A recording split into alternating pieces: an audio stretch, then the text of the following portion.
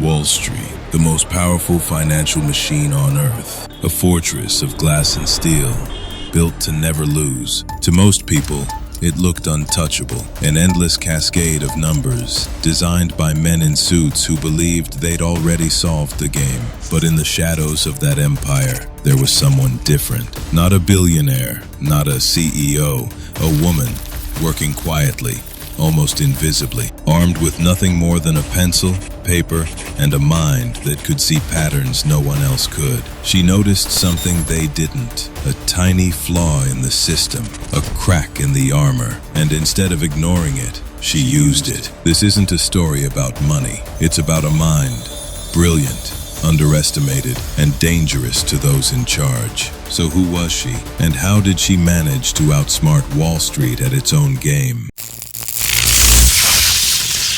She came of age in a world that had already decided what she couldn't be. Finance, mathematics, the sharp edges of Wall Street. Those were arenas for men in tailored suits, not for a woman with nothing but talent and stubbornness. But from the beginning, numbers spoke to her in ways people didn't. As a child, she'd fill notebooks with patterns, solving puzzles that even her teachers couldn't explain. And yet, every time she tried to step forward, doors quietly closed. Professors called her brilliant and then hired someone else. Firms praised her mind and then sent rejection letters by the dozen. So she made her own space, a small apartment, a cheap desk lamp, stacks of papers covered in equations. She scribbled formulas on napkins at diners, sketched ideas on the back of bills. While others played the market with money and muscle, she studied it like a living thing, dissecting its movements,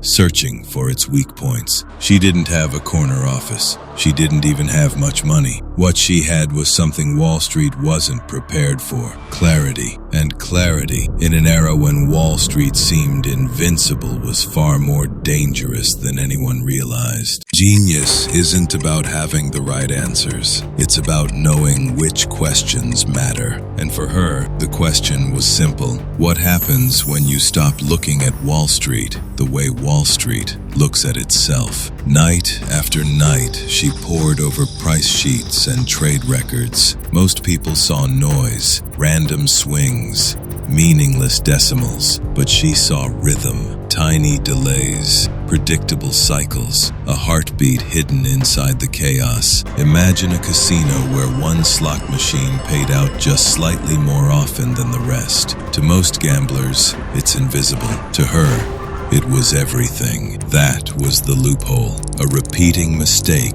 buried in the machinery of global finance. At first, she tested it cautiously, a few small trades, the kind no one noticed, and the system rewarded her. Then again and again. Each time the pattern held, each time the loophole whispered back, "You're right." She wasn't guessing, she wasn't gambling, she was playing a rigged game. But for once, the rigging worked in her favor, and in a place built on certainty, nothing is more dangerous than someone who can see through the illusion. At first, the giants of Wall Street didn't even flinch. Her trades were too small, too quiet, a few blips on their radar.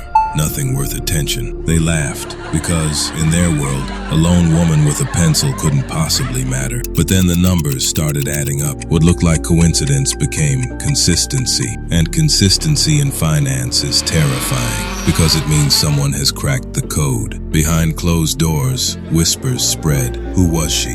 How was she doing it? In a system that prided itself on being unbeatable, her wins looked less like luck and more like betrayal. Meetings grew tense. Executives who once mocked her now demanded answers. The firms realized she wasn't just making money, she was taking it from them. One small victory at a time, she was bleeding the machine. And that's when the mood shifted, from laughter to panic. Because nothing scares Wall Street more than the proof that it can be beaten. Wall Street doesn't like being embarrassed, and it never forgives those who expose its flaws. The hammer came down quickly, regulators announcing sudden corrections, loopholes sealed almost overnight, rules rewritten, language buried deep in documents no one reads. On paper, nothing unusual happened, just the market fixing itself. But behind those quiet words was a message. Your game is over. She didn't make headlines. She didn't get credit.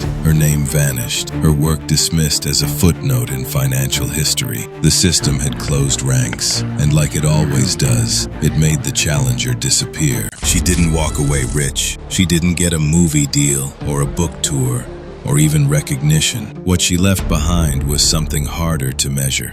Proof. Proof that even the most powerful system in the world can be cracked by someone it never saw coming. Her story is less about money and more about what happens when brilliance collides with arrogance, when a quiet mind sees what empires can't. Wall Street remembered the loophole, but history forgot the woman who found it. And maybe that's the real question. How many other hidden geniuses are out there, silenced, waiting for their moment to be seen?